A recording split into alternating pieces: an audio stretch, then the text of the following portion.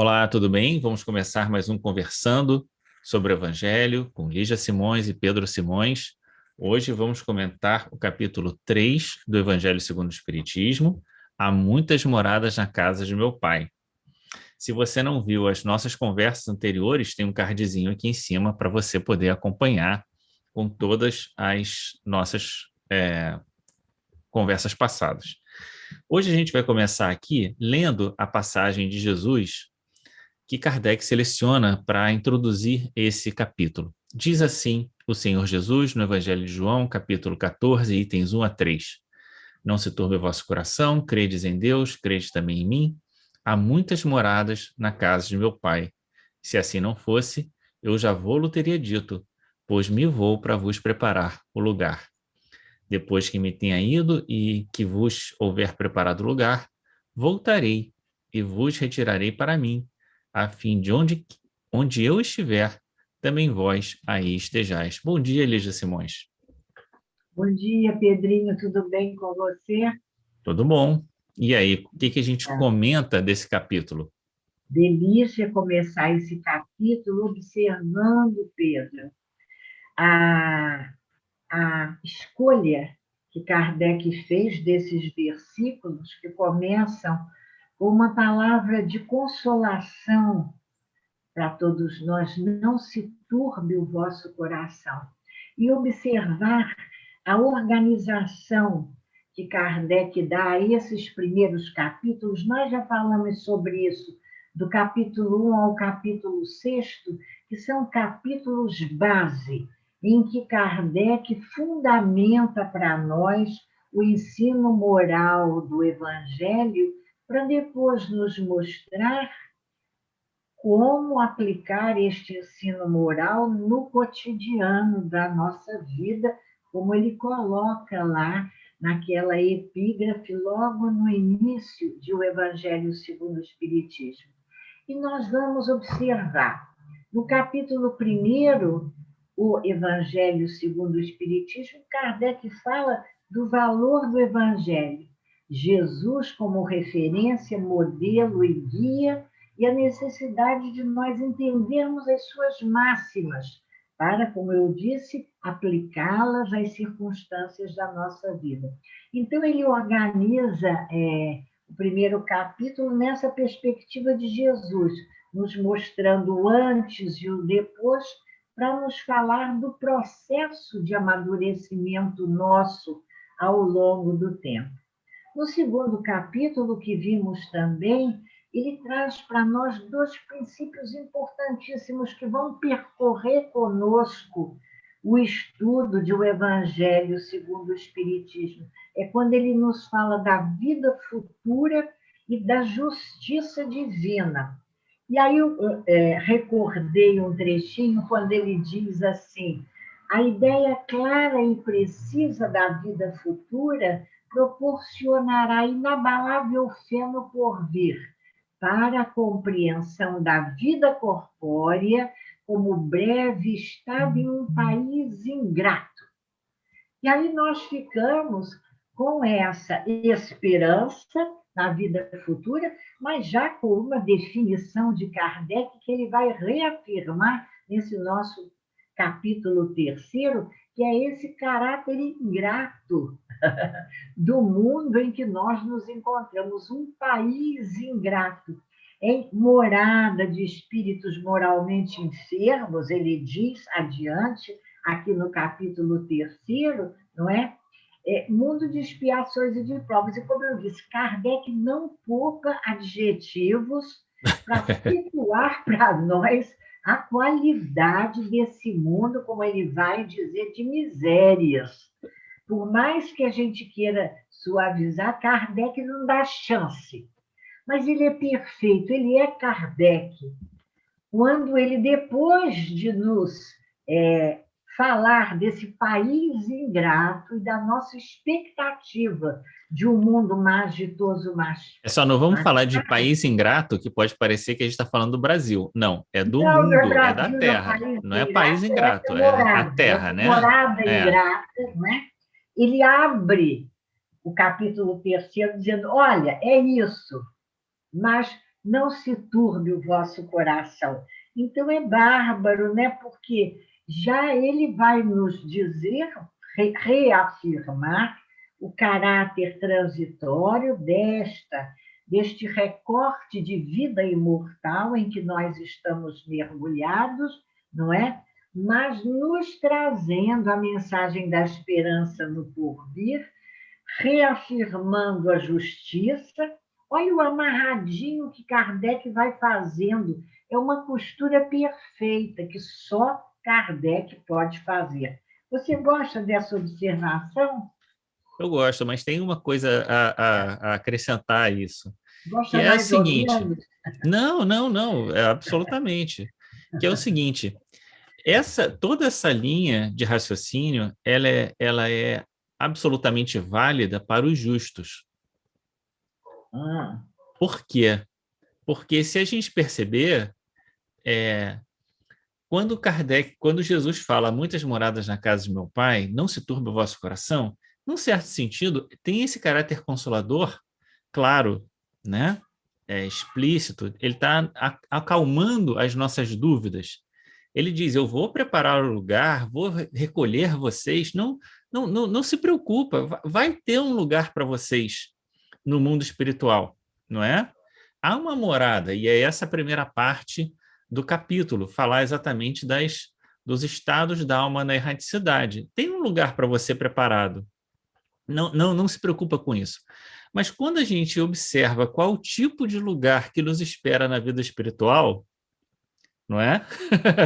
Aí, se a gente entende que Jesus está e Kardec, né, estão fazendo essa costura exatamente para dizer, olha, existe uma vida futura e o seu lugar está preparado, isso traz tranquilidade para aqueles que conseguem ser justos e ir para um bom lugar e ter, num certo sentido, a, a, a sua, se não regeneração completa, né? Porque não é isso, mas pelo menos passar razoavelmente bem pela encarnação, porque aqueles que não passam têm um lugar também guardado. Não se preocupa, esse lugar está guardado, mas talvez não seja um lugar tão bom assim, né? Então, pois é, é.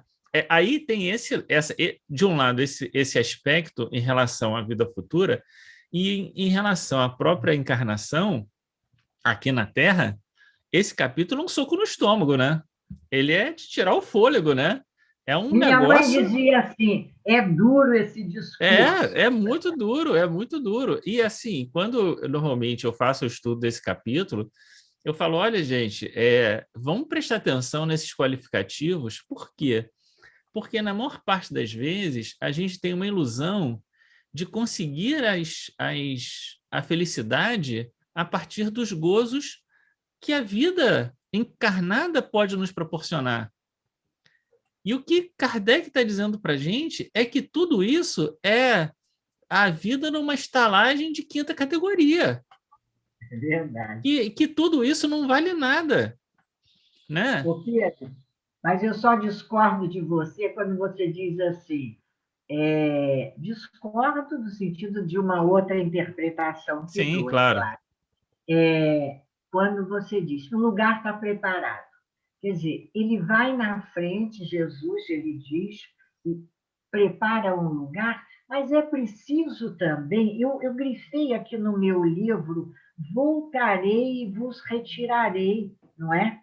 A fim de onde eu estiver, vós também estejais. Mas Jesus prepara para nós um lugar, mas nós precisamos nos preparar para ir merecer esse lugar, não é? Que é o que depois a gente vai entender quando Kardec, para nos falar dessas muitas moradas, ele vai falar da progressão dos diferentes graus de adiantamento do espírito, os graus evolutivos dos espíritos que habitam essas diferentes moradas, não é? E de como o acesso a essas moradas está intimamente ligado a esse adiantamento moral que nós vamos alcançando, não é Sim, verdade? claro. Agora, tem uma coisa assim que a gente pode pensar também, que a gente pode pensar que eu vou te retirar desse lugar, né? Como do processo da desencarnação, mas também pode pensar que vou retirar você desse lugar é sair desse mundo de provas e expiações quando, né? Aí ele diz: voltarei e retirarei para mim a fim de que onde estiver, aí também vós estejais. Ou seja, a gente só vai sair daqui quando nós conseguimos estar junto com Jesus, assim como ele está dizendo: onde quer que eu esteja, aí também vós estejais. Entendeu? Quer dizer, Sair daqui para uma condição melhor, né? exatamente, né? Sair daqui a gente vai.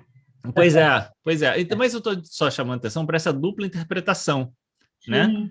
Para essa Mas, dupla olha, interpretação. essa dupla interpretação, ela é legal porque ela faz um gancho logo para a gente, com um ponto, quando ele está falando ali no item 2. Depois eu vou voltar ao iníciozinho do item 2. Quando ele fala, ele descreve, não é, exatamente essa passagem do mundo material, um recorte nessa Uhum. encarnação para a erraticidade, e ele mostra para a gente que a nossa condição nessa erraticidade, nesse estado de vida espiritual, vai estar também intimamente ligada ao nosso preparo, não é? A esse grau evolutivo, ao adiantamento moral que nós tenhamos alcançado. E aí, Pedro, é muito interessante quando ele Deixa eu fala. só fazer um parênteses, porque Sim, ele diz exatamente qual é a condição para isso. Mas continua que depois eu digo. então, e aí eu observei o que? A condição das moradas. E é muito importante a gente entender, porque isso até é um certo debate que existe no nosso meio espírita. Estou tirando essa palavra movimento que enjoei. Prefiro o meio espírita. Ela está sendo muito usada, enfim, movimento por essa parte. Quando ele fala de moradas não circunscritas nem localizadas, as moradas serão tão mais localizadas, e vou explicar isso, como eu entendo, quanto menor for o nosso grau de adiantamento, né? Serão mais localizadas. Por Ah, quê? sim. Porque a gente transpõe para o mundo espiritual, com o nosso pensamento, aquelas imagens em que somos fixados aqui no corpo, no mundo material. Aí nós fazemos o quê? A gente ainda está com a mente tão ligada ao mundo material que a gente vai e reproduz no éter o mundo material à moda da Terra. É. Quando Kardec diz que, à medida que o espírito vai se adiantando, ele goza de uma liberdade, e aí, se você me permite um pouquinho adiante, quer dizer, ele tem a casa do Pai como universo. Ele É. não está mais preso em lugarejos, em aldeotas do plano espiritual. Ele é livre É. para alcançar esses universos, transitando pelas diferentes moradas que existem em uma única casa, que é a casa do Pai, na grandeza desses universos que a gente não sabe nem definir, por mais que a nossa inteligência se esforce. Isso é belíssimo, né? Essa grande casa doPai. É uma Você grande viu que eu conquista, gostei né? do capítulo, hein? É uma grande conquista isso, né? E isso me faz pensar, primeiro, voltando àquela questão que você falou, né, dessa do que significa exatamente esse adiantamento moral, né? O que a gente precisa aprender de fato disso para a gente entender essa maior ou menor capacidade do espírito na vida espiritual. E aqui, exatamente nesse item 2, ele vai dizer assim: a ventura ou desgraça do espírito depende se ele acha mais ou menos depurado e desprendido dos laços materiais. Isso não parece, pode, assim, numa leitura rápida, a gente pode passar meio batido, tem que desprender dos laços materiais. Mas o que isso significa exatamente, o desprendimento dos laços materiais, né?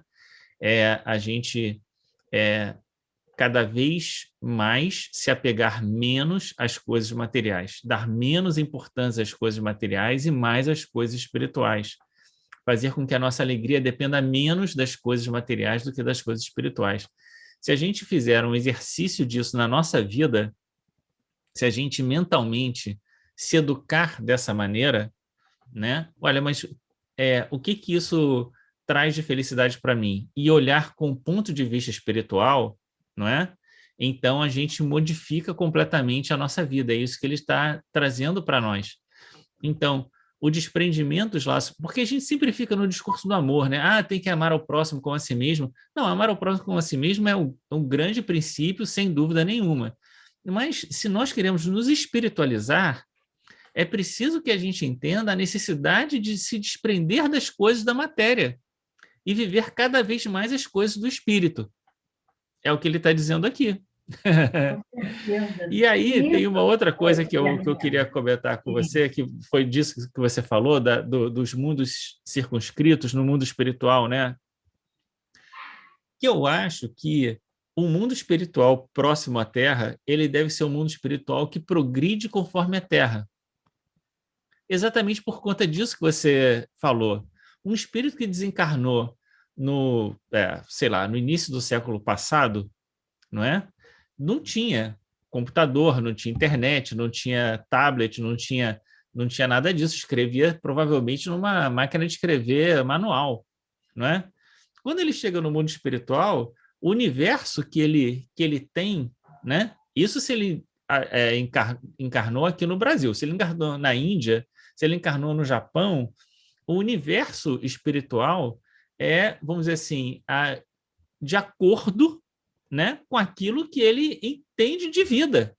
As suas crenças. Com as suas crenças, exatamente. E se a gente pensar do que era o Brasil em 1500, que é o Brasil hoje, não dá para pensar que quem desencarna hoje vai querer encontrar o mundo espiritual de 1500, né? Então, há de haver aí também uma adequação desse mundo espiritual mais próximo à Terra, né? Dos próprios progressos da Terra, né? Que repercute. O mundo espiritual não tem adequação. A adequação é feita pelo nosso pensamento que vai plasmar. A gente vai plasmar com o nosso pensamento no fluido aquilo que, onde está o nosso coração, aí está nosso tesouro. Então, se a gente ainda está preso àquelas vicissitudes, àquelas necessidades da vida material, a gente chega lá em cima e está preocupado em plasmar alimentos fluídicos, em plasmar uma moradia fluídica confortável, sem nem perceber a grandeza da vida espiritual numa outra dimensão, que é a dimensão do espírito. Aí, Pedro, você sabe que é muito interessante, eu gostei desse capítulo. Olha lá, Kardec, causa das misérias humanas, ele não alivia mesmo, né? Ele estava com o pé no chão ou de ligeiro mau humor quando fez isso. E aí é interessante no item 6, porque nos chama a atenção para uma coisa que a gente faz muito, né? Que é colocar a culpa na Terra. Essa terra ingrata, esse mundo infeliz, e a gente blasfema contra a Terra, sem entender que a Terra é um reflexo da natureza dos homens que nela habitam. E aqui, no item, é no 7 ou no 6? Que aqui, nesse da destinação da Terra, há uma chamada de atenção importantíssima. Deixa eu ver se eu encontro aqui. Mas vamos voltar só um pouquinho nos diferentes mundos habitados? Não, ainda não cheguei nos diferentes mundos habitados, estou falando da Terra. Deixa eu só te dizer isso. E quando Kardec fala como nós precisamos entender os seres, você quer ver? Está aqui, ó, deixa eu botar aqui o Evangelho.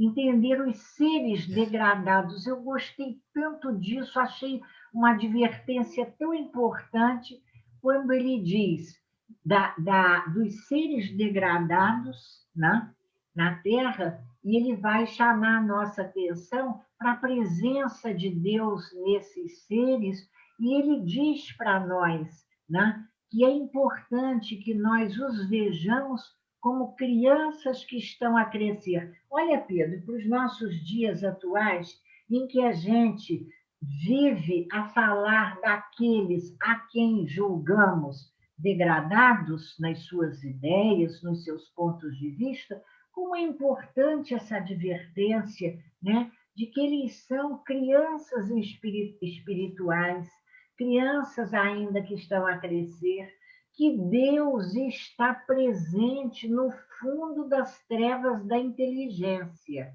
É muito importante. E que esse instinto de Deus presente nas criaturas, Kardec diz, criaturas a quem Deus não abandona, fará que em um momento, em um dia, essas criaturas despertem para uma outra realidade. Isso é vida cotidiana para nós, não é, Pedro?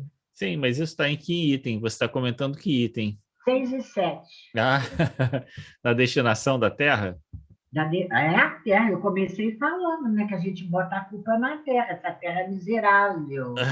Estou doido para ir embora desse mundo ingrato de expiações e provas. Pois E é, depois...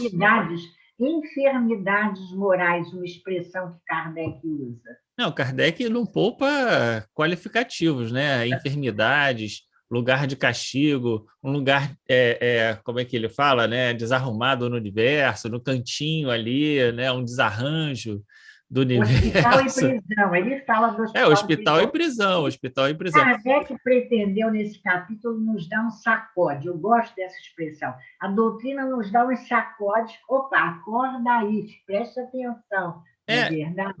Na verdade, eu acho que é assim, é dar a ciência de onde nós estamos no nosso processo evolutivo, né? É um pouco isso.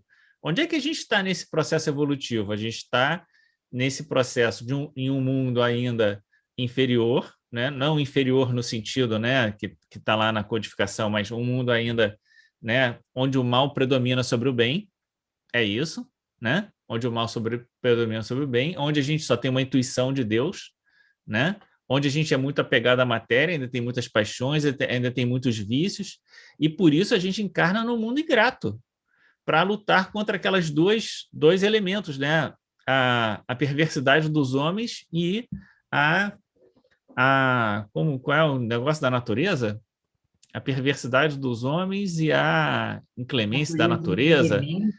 Aqui, ó, já encontrei.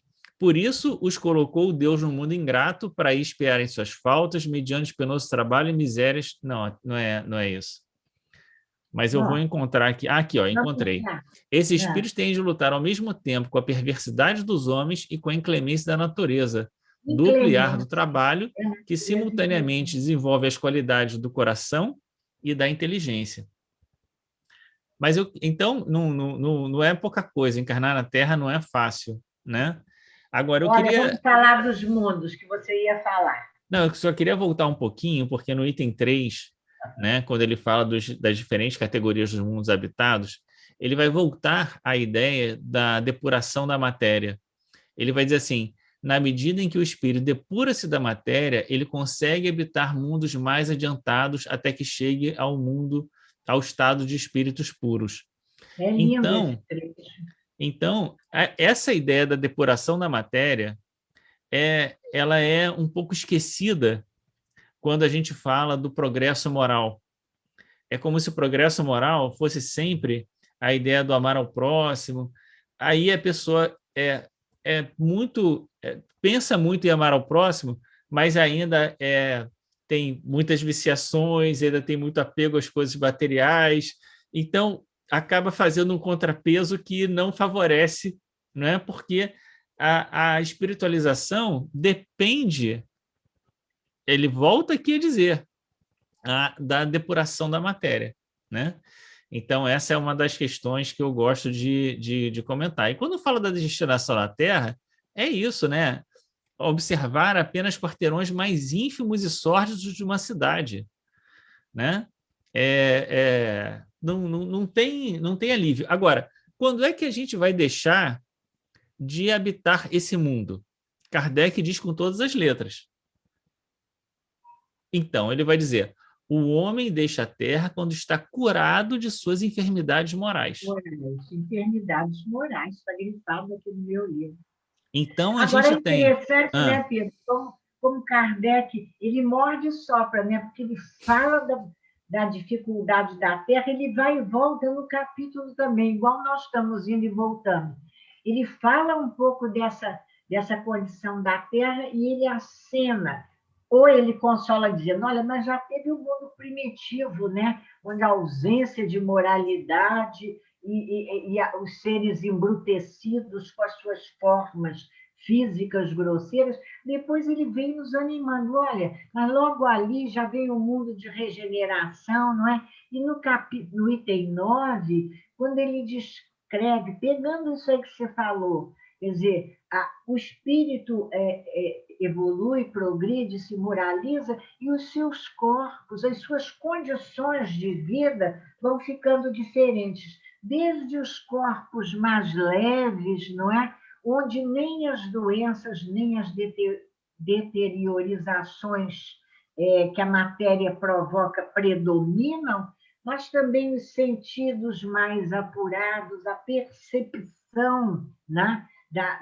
Do mundo espiritual, a leveza do corpo espiritual, permitindo, né, ao espírito esse trânsito sem estar aprisionado em algum lugar. Por quê? Porque a consciência que vai se ampliando vai permitindo a ele uma percepção maior. É como se ele enxergasse mais longe isso que Kardec chama as belezas desse mundo espiritual, não é? Sim, e o que é mais interessante da gente perceber é o seguinte: para esse mundo em que existem tantas misérias, há um consolador. Jesus não veio para os sãos, veio para os doentes. Marcos 2,17, né? Então, a palavra de Jesus é para todos nós que nos reconhecemos ainda enfermos morais, não é? Não só a palavra de Jesus, mas também o Espiritismo como Consolador, trazendo todas as explicações e dizendo, olha, e aí é uma coisa absolutamente importante, ou a gente centra a nossa atenção nas nossas enfermidades morais, naquilo que é necessário que a gente se modifique ao longo dessa vida, ou nós permaneceremos aqui. E permanecer aqui não é algo bom. Ele vai dizer aqui, é uma recompensa progredir, assim como um castigo, o prolongamento de sua permanência em um mundo inferior. Ou ainda, ser relegado para um outro ainda mais infeliz do que aquele que se veja impelido de voltar quando se obstina no mal. Então, quer dizer, não é uma felicidade se manter no mundo de provas e expiações, né? Quando a gente pode ir para um outro mundo, como ele diz, só para deixar a observação, para aqueles companheiros que nos escutarem, terem vontade de ir lá no Evangelho, porque é tão legal quando ele fala de uma condição de vida material diferente, em mundos mais adiantados, com infâncias mais curtas e uma longevidade maior. Interessantíssimo isso, né? A gente fica imaginando, está lá no item 9, é nesse item 9 mesmo. Agora, se a gente vai para o item 10, porque a gente vai só pincelando assim, é bárbaro, Pedro, é bárbara. A descrição de Kardec dos mundos venturosos, você sabe o que eu fiquei pensando, né? Quando fiz essa leitura, que essa descrição dos mundos venturosos, a gente poderia fazer um link com o homem de bem, que está lá na frente do Evangelho, a gente vai chegar lá, não sei agora assim de cabeça qual é o plano, não sei de perfeitos, né? O homem de bem, o homem no mundo. Aquela descrição do homem. Olha o link com os mundos venturosos, onde esses homens de bem habitarão.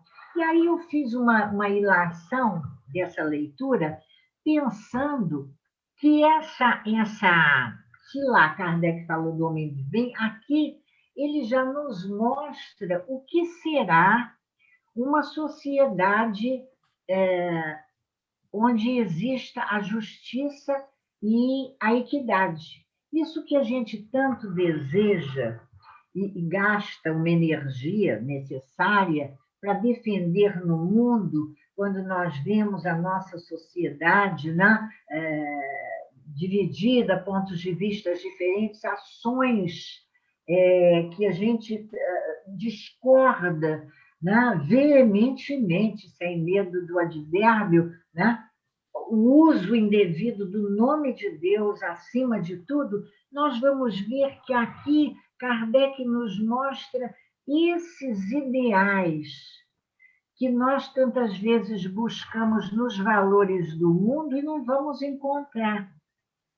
Só vamos encontrar nessa construção de uma superioridade moral e intelectual, palavras de Kardec, e em um comportamento nosso, voltando para nós, de um homem que procura se elevar, não se elevar acima do outro, mas elevar-se acima de si mesmo. Era o que você estava falando, não é verdade? É Desse isso aí. nosso esforço É de isso aí. viver com essa atenção, não nos comparando com ninguém, mas procurando a cada dia nos elevarmos acima de nós mesmos.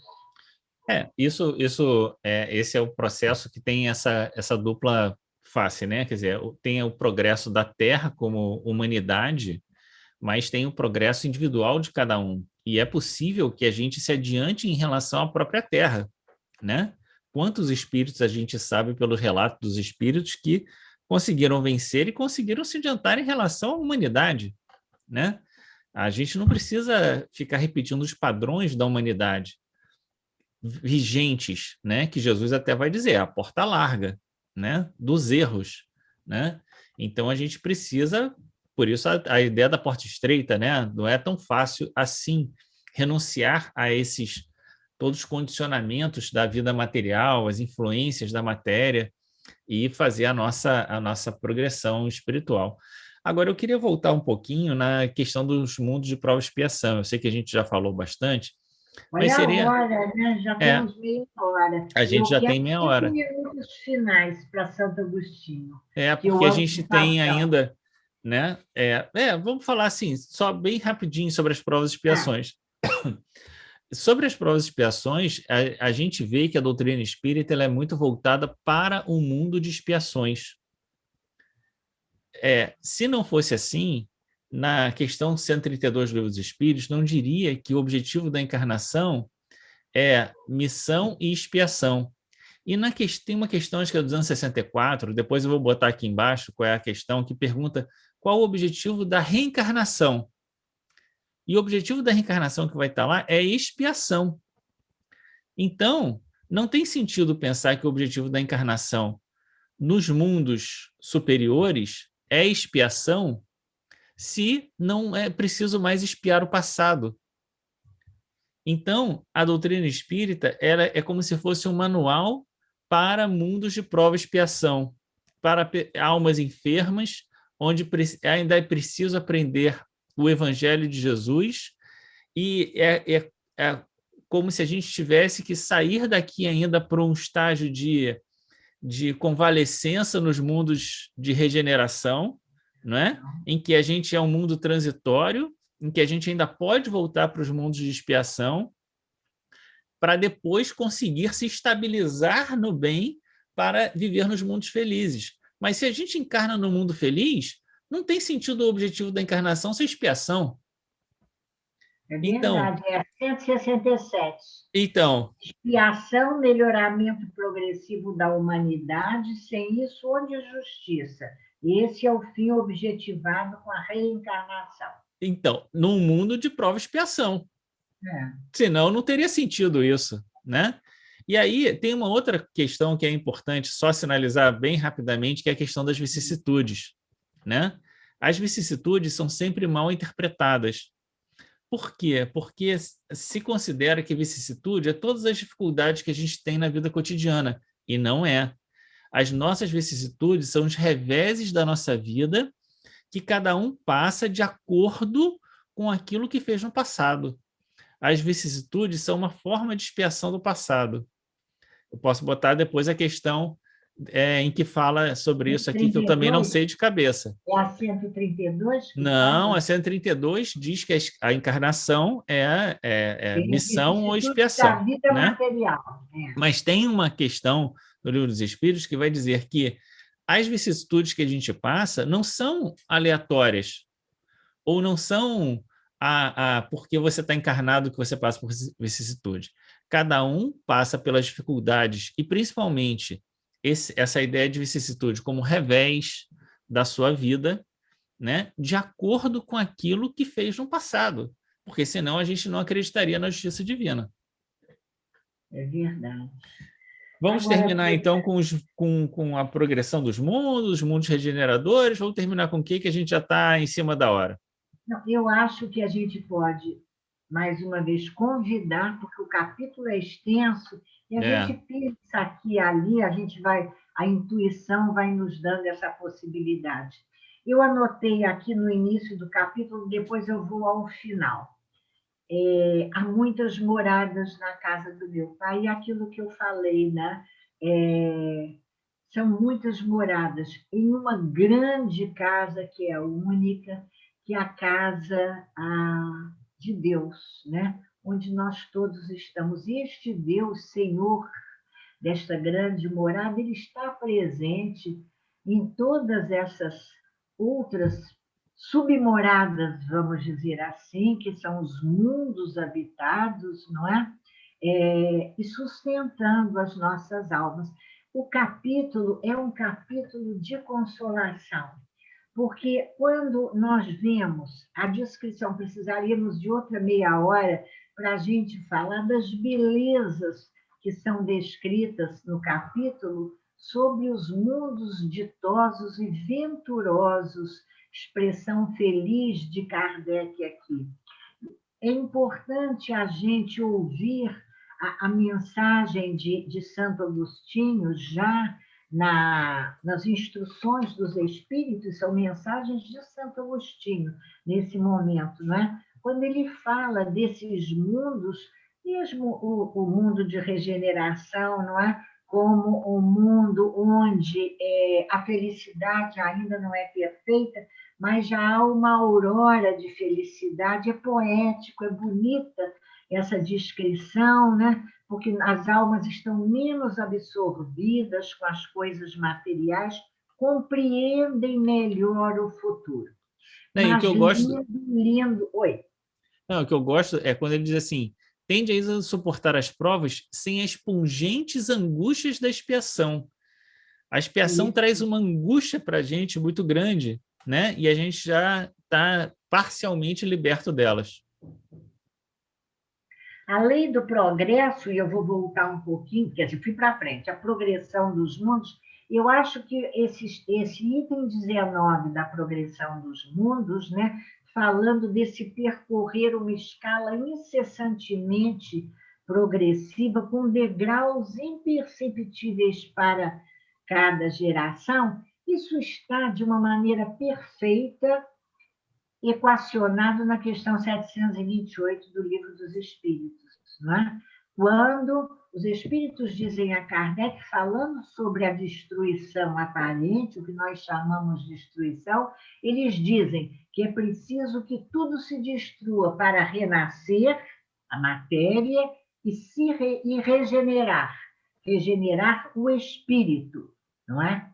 Então, renascer e regenerar, é esse o nosso, é isso que o capítulo 3 nos propõe, que nós desejemos, que nós estejamos motivados por esse anseio de uma felicidade, de uma aurora de felicidade, entendendo que, se fizermos por merecer, renasceremos em corpos mais leves, melhores, se a gente pode dizer assim, se comparado a esse nosso corpo ainda enfermo, sujeito às enfermidades, mas estaremos gozando o processo de regeneração dos nossos espíritos. E eu vou me permitir contar para você, eu sempre adorei o item 18. Quando eu digo sempre, é assim, eu acho que quando eu tinha já de 20 para 30 anos, eu me lembro de um momento muito difícil da minha vida. Eu estava assim numa real vicissitude, digamos assim, e eu me recordei da palavra de Santo Agostinho e fui para a janela do apartamento onde eu morava e olhei o céu. E atendi a recomendação que ele deixa para nós quando ele diz: contemplai, pois, à noite, a hora do repouso e da prece, a abóboda azulada, e das inúmeras esferas que brilham sobre as vossas cabeças. Indagai de vós mesmos quais as que conduzem a Deus, e pedi-lhe que um mundo regenerador vos abra seu seio após a expiação da terra. Gente, isso é uma coisa linda. E que se a gente, na hora da dificuldade, do amargor da vida terrena, a gente contemplar o céu pensando na grandiosidade desses mundos infinitos, fixar uma estrela. Foi isso que eu fiz naquela noite. Pensei, lá é um mundo feliz. Um dia eu vou estar lá nesse mundo feliz. Isso é um bálsamo de esperança e de consolação para os nossos espíritos. Muito linda toda a descrição dos mundos regenerados e felizes, não é? Né? E no finalzinho do item 19, ele diz: é chegado o momento dela, a Terra, deixar de ser um mundo de expiações e de provas para um mundo de regeneração, né? Dizendo, olha, é chegado o momento, é a hora da gente, é a nossa hora, a hora de fazer esse processo, né? Agora, eu fico pensando sobre isso, sobre essa palavra de Santo Agostinho no item 18, e sobre tudo. Tem outros aspectos que a gente não conseguiu comentar aqui desse capítulo, né? Que dão a entender de que essa transição dos espíritos entre os mundos é menos fixa do que a gente parece, ela é mais fluida, né? Quantos espíritos a gente sabe que tiveram a oportunidade de ir para outros mundos, né? Então, pode ser que existam momentos em que existam grandes transições, mas, independente dessas grandes transições, o espírito pode, pelo seu adiantamento, pelo seu progresso, pelas suas conquistas, né, adiantar-se, pular etapas, fazer o caminho de forma mais curta, né? Porque isso não está fechado, né? Isso está aberto para todos nós. O caminho está aberto para todos nós. Então, assim como Lívia, Bezerra de Menezes, Paulo e tantos outros que a gente conhece venceram e tiveram a oportunidade, né? Alcione lá, né? Desses romances todos que a gente observa, mostra para a gente que esse processo de transição entre os mundos, né? Como Santo Agostinho está dizendo, né? Olha para o céu e vê e pensa em que outro mundo você vai habitar na próxima encarnação, né? O que faz a gente pensar também que muitos espíritos que estão aqui em expiação podem estar aqui em expiação porque falharam em outros mundos. Isso ele diz aqui, Exatamente, exatamente. E não ser a razão da expiação estar em algum fato desse mundo, né? E veja o quanto isso pode acarretar na própria ideia de família, como a gente tem esse apego às coisas como se tudo que a gente vivesse aqui na Terra fosse muito definitivo, né? E, na verdade, a realidade espiritual é muito mais ampla, como Kardec aqui nos apresenta, do que a gente possa imaginar. A Eu acho que é realidade isso. espiritual é muito mais ampla. Mas eu nem tinha falado, mas eu anotei aqui no nosso livro que, embora os espíritos que progridem, eles vão habitar, se a gente pode dizer assim, mundos mais felizes, não é?